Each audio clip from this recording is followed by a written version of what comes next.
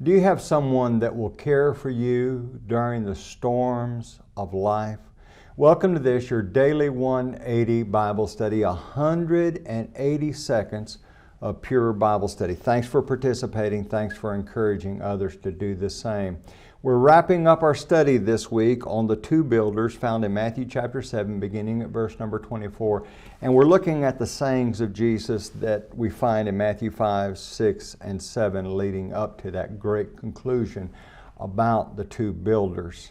And I ask the question, do you have someone that will care for you when the storms of life hit? And there will be storms. You know that. You've probably experienced some of those storms. And the reality is that people can let you down. I know I have dear friends and I've let them down. And I have dear friends that have let me down. But I want you to listen closely to the very words of Jesus. Matthew 7, beginning at verse 7. Ask and it will be given to you. Seek and you will find. Knock and it will be opened to you. For everyone who asks receives, and he who seeks finds, and to him who knocks it will be open. Or what man is there among you who, if his son asks for bread, will give him a stone? Or if he asks for a fish, will give him a serpent? If you then, being evil, know how to give good gifts to your children, how much more will your Father who is in heaven give good things to those who ask him? Now, I want you to understand something. Of all the great things that we know about God, if you are a citizen of the kingdom, He is your heavenly Father. You may have had a terrible earthly father.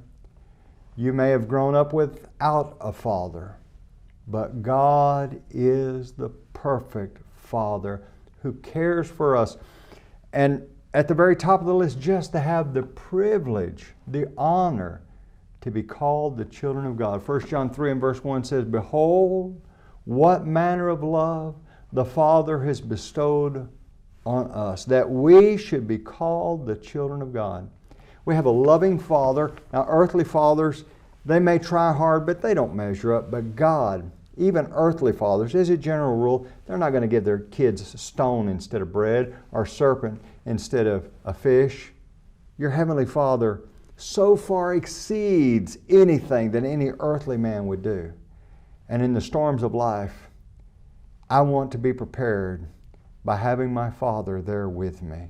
That requires that I hear Jesus and do what He says. Join us again tomorrow for your daily 180.